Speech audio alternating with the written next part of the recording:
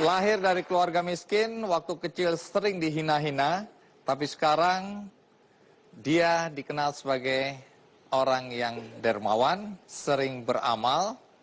Dan siapa dia? Kita sambut Dato' Sri Tahir. Pak Tahir, terima kasih sudah mau datang. Silakan duduk.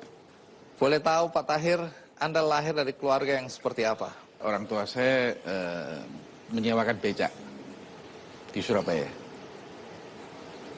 Juragan becak. Boleh dikatakan demikian?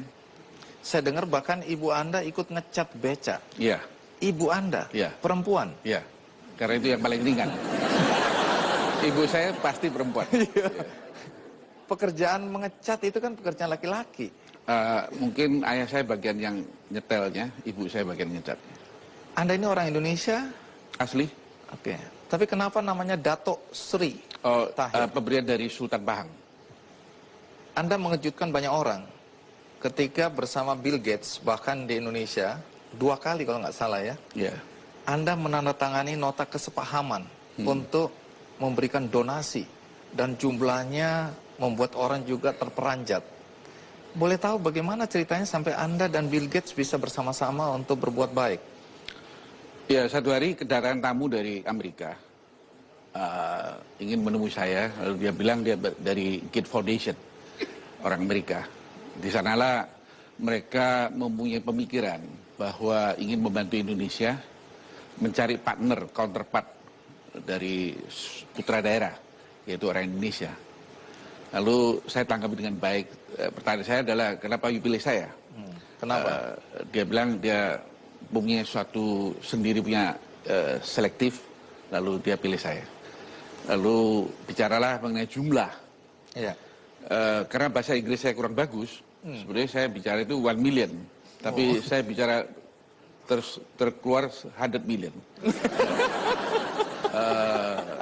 Giliran dia yang kaget. Iya. Jadi dia tidak bisa ambil putusan, lalu dia bilang dia lapor ke Mr. Jadi sampai waktu Anda menyebutkan pun Anda nggak sadar bahwa itu... Ya sadar waktu bayar itu Pak. Jadi Bill Gates waktu memberikan speech di Washington, Ya. dia mengatakan model Indonesia ini pertama yang dialami oleh Bill Gates. Karena biasanya institusi atau negara minta bantuan Bill Gates itu mengadakan proposal dan diedit, diperiksa, lalu diberikan. Tapi ini pertama di dalam sejarah Bill Gates Foundation bersama dengan orang daerah membantu negaranya. Itu baru pertama. Dan akan diterapkan nanti di India maupun di Vietnam. Jadi Anda Contoh adalah yang pelopor. pertama. Ya. Oke. Orang bertanya-tanya, seberapa kayanya Anda? Kaya itu lihat dari sudut mana. Ada orang purely mengatakan dia punya uang berapa banyak. Tapi menurut saya kekayaan itu 4 faktor. Saya harus kaya dalam ibadah, saya kaya dalam sosial, saya kaya dalam keluarga, dan saya kaya dalam karir. Seberapa susahnya hidup Anda dulu? Bagi saya tidak begitu merasakan kesusahan. Saya kira orang tua yang merasakan kesusahan. Tapi saya membaca kisah perjalanan hidup Anda, di mana orang tua Anda juga sering dilecehkan, sering dihina. Bahkan pernah ketika menagih hutang pun, ibu Anda dilempar. Ya, saya nggak tahu dilempar batu atau dilempar apa. Tapi hal semacam itu membuat hidup Anda waktu itu ya, Anda merasa rendah diri. Apa yang terjadi di masa kanak-kanak Anda? Saya kira memang nasibnya orang miskin itu adalah memang dilecehkan. Itu across the board, di seluruh dunia demikian. Membuat saya minder, tapi minder itu bisa ke 2 arah yang ekstrim. Saya bawa arah ke positif. Jadi saya kerja super disiplin. Saya bukan disiplin, saya super disiplin.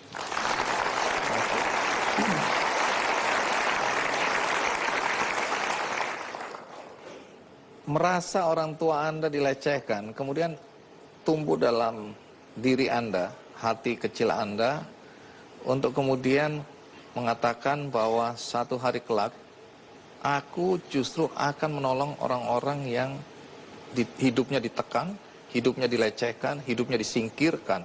Itu saya baca dari cerita tentang Anda. Pengertiannya apa itu? Tiap manusia begitu lahir mempunyai hak yang sama, tapi situasi membuat manusia berbeda. Maka itu saya mempunyai suatu ketekatan, bukan angan-angan, ketekatan. Kalau Tuhan memberikan saya lebih, ya saya ingin memproteksi golongan yang lemah, yang di paling bawah. Maka itu saya involved di dalam filantropik. Nah, pembelaan Anda terhadap orang-orang yang tertindas, orang-orang miskin, orang-orang yang dimarginalkan itu dalam bentuk apa? Yaitu kita bekerja filantropik itu bukan karena hobi, juga bukan karena sedekah. Dia harus memenuhi dua syarat, satu commission yaitu amanat, satu komitmen. Filantropik adalah satu komitmen di dalam hidup bahwa kehadiran saya di Indonesia ini, saya ingin menjadi saluran berkat. Tidak tergantung saya hari ini moodnya enak atau tidak enak. Tidak tergantung juga untung saya besar atau kecil. But that's my life commitment. Saya akan jalanin sampai yang di atas mengatakan stop.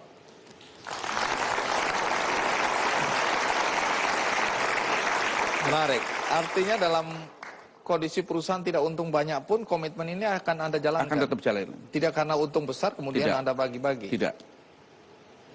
Anda yakin dengan komitmen ini? Dulu katanya Anda bercita-cita jadi dokter. Ya. Kemudian sekarang jadi pengusaha. Kenapa dulu gagal jadi dokter? Saya daftar Erlangga, uang pangkal nggak mampu. Lalu saya diterima di Kaohsiung University, kedokteran. Tapi karena kebetulan ayah saya sakit, saya kembali. Lalu saya bantu dan saya masuk ekonomi. Baik, menarik Pak Tahir, ya, karena dari anak juragan becak, kemudian Anda bisa seperti sekarang dan Anda berbagi untuk orang-orang banyak. Saya ingin tahu nanti apa saja yang Anda lakukan melalui yayasan-yayasan Anda. Tapi untuk itu kita rehat sejenak. Pak Tahir, setelah Anda dan yayasannya Bill Gates dan Melinda Gates melakukan nota kesepahaman, kemudian sama-sama sepakat untuk membantu masyarakat atau orang-orang di Indonesia dan juga di luar negeri itu ya. Karena sebagian komitmen itu ada untuk polio fund. Polio, oke. Boleh tahu apa manfaat yang akan dirasakan masyarakat di Indonesia dengan adanya dukungan donasi tadi? Kita bekerja sama dengan institusi luar negeri, kita belajar satu hal. Bahwa dulu kita kerja sosial, kita mendapatkan at least apresiasi. Bahwa ada orang disembuhkan, ada orang sekolah, dan lain-lainnya. Tapi Bill Gates adalah satu orang yang luar biasa, karena dia masuk ke dalam pencegahan. Sehingga tidak ada orang terima sama dia. Kalau hari ini kita menikmati tidak ada HIV, tidak ada orang akan terima sama Bill Gates. Orang tidak dapat polio, cucu-cucu kita, anak kita tidak dapat polio, kita nggak akan terima sama Bill Gates. Tetapi polio bisa tidak ada, pasti ada orang yang berani keluar uang dan mencegah. Untuk itu Bill Gates melakukan. Dia total sudah keluar uang, 30 miliar US dollar. Sepertiga dari devisa kita. Dan dia masih orang terkaya di dunia. Maka kita belajar daripada institusi Bill Gates, Tahir Foundation masuk dalam bidang itu, dan kita masuk ke bidang 4 bidang. Satu TBC, satu HIV, satu malaria, dan of course keluarga berencana. Untuk Indonesia kita tambahkan keluarga berencana. Soal HIV/AIDS, banyak orang merasa bahwa ini bidang yang kalau dimasuki terlalu sensitif, banyak risiko-risiko. Tapi Anda merasa bahwa ini penting. Kenapa ini penting? HIV orang anggap itu akibat dari amoral. Tidak demikian. Karena banyak orang yang mendapatkan yang tidak diketahui, sampai dia kena pun tidak tahu, karena dia tidak adakan general check up dan lain-lainnya. Saya kira dia punya hak untuk hidup, sehingga, dan sekarang bisa bukan disembuhkan, bisa dipertahankan. Minimum bisa sampai 15 tahun, kalau yang baik. Magic Johnson dengan koktail yang ada, dengan obat yang terbaru. Dan pemerintah Indonesia cukup memberikan bantuan hal itu, obat HIV itu free, bisa dapat free. Saya dengar Anda dengan yayasan Anda sangat peduli pada anak-anak kanker. Ya. Apalagi alasannya? Saya sejauh ini sebelum ada yayasan Tahir Foundation menyangkut kanker, saya telah kerjasama dengan NUH Singapura. Untuk orang Indonesia yang anak-anak kecil yang kena kanker, tiap satu anak saya bantu $10.000. Sehingga, karena kanker ini problemnya gini. Begitu anak itu kena kanker, dia berobat. Orang tuanya mulai pinjam uang untuk mengobatinya. Akhirnya satu hari dia menemukan anaknya meninggal dunia. Dan tanggung hutang. Sehingga biasanya orang tuanya bukan tidak mau bayar hutang, memang tidak mampu. Sehingga terjadilah hutang di rumah sakit. Untuk itu NUH bersama sama saya bantu, asal orang Indonesia saya bantu $10. Tetapi sekarang Rumah Sakit Mayapada adalah tindakan pertama di dunia yang belum pernah ada. Tidak negara pun, tidak swasta pun. Kita memberikan orang Indonesia di bawah umur 12 tahun, kalau kena kanker, di mana dia berada, kita biaya kasih cuma-cuma.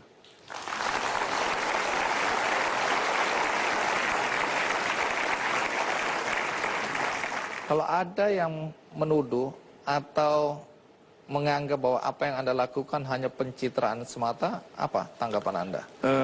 Saya hidup tidak tergantung daripada penilaian orang. Saya punya keyakinan dan saya jalankan. Sehingga orang mengatakan baik, saya terima kasih. Orang mengatakan tidak baik, saya mawas diri. Jadi bagi saya tidak menjadi masalah. Yang terpenting bukan karena orang menilai, tapi apakah kita kerjakan atau tidak. Saya kira ini the most important part.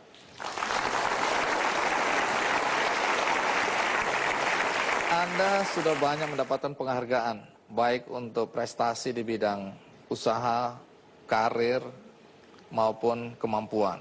Dan termasuk diantaranya adalah penghargaan sebagai salah satu dari 48 filantropis Indonesia, menurut majalah Forbes. Apa arti penghargaan itu buat Anda? Penghargaan bagi saya adalah suatu nadi starting point untuk lebih bekerja lebih keras. Jadi bukan saya nikmati untuk euforia, tapi penghargaan itu hanya pijakan saya untuk berbuat lebih banyak.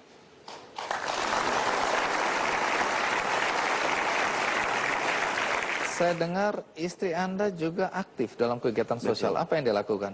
Istri saya mengumpulkan barang-barang bekas dari orang-orang kaya. Dia bersihin, dia rapiin, dia packing, dia jual di gedung saya dan rumah sakit saya. Dijual murah, uangnya itu untuk anak jalanan. Kembali saya ingin tahu, ketika Anda memberi, adakah ketakutan bahwa Anda akan berkurang kekayaannya? Krisis 98. Krisis 208 memperlihatkan kepada kita semua bahwa perusahaan 200 tahun di Amerika bisa bangkrut. Bank of America bangkrut. Citibank bangkrut. Tidak ada satu perusahaan yang 200 tahun yang dibanggakan oleh Amerika bertahan. Kalau tidak pemerintah Amerika turun tangan bantu. Tapi dalam hidup saya belum pernah lihat seseorang bekerja sosial dan bangkrut. Belum pernah saya lihat. Maka itu menurut saya bahwa hidup itu ada hal-hal yang saya tidak bisa memilih. Saya lahir sebagai keturunan Tionghoa, saya tidak berhak memilih. Saya lahir di Surabaya, saya tidak bisa milih. Saya lahir di seorang orang tua penyewa becak, saya tidak bisa milih. Tetapi ada hal yang saya bisa pilih. Saya mau kerja baik atau mau kerja tidak baik. Dan saya pilih yang baik.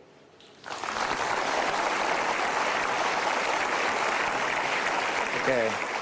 Ada pertanyaan sama yang saya tetap ingin ajukan kepada Anda. Sebelum Anda meninggal, apa yang ingin Anda lakukan? Tidak ada sesuatu yang di diri saya perlu diperingati. Dikenang. Tapi ada dua hal saya mau lihat. Satu, saya mau lihat anak saya baik. Saya mau lihat anak saya berguna. Saya mau lihat anak saya benar kerjanya. Kedua, saya mau lihat rakyat Indonesia hidup lebih baik.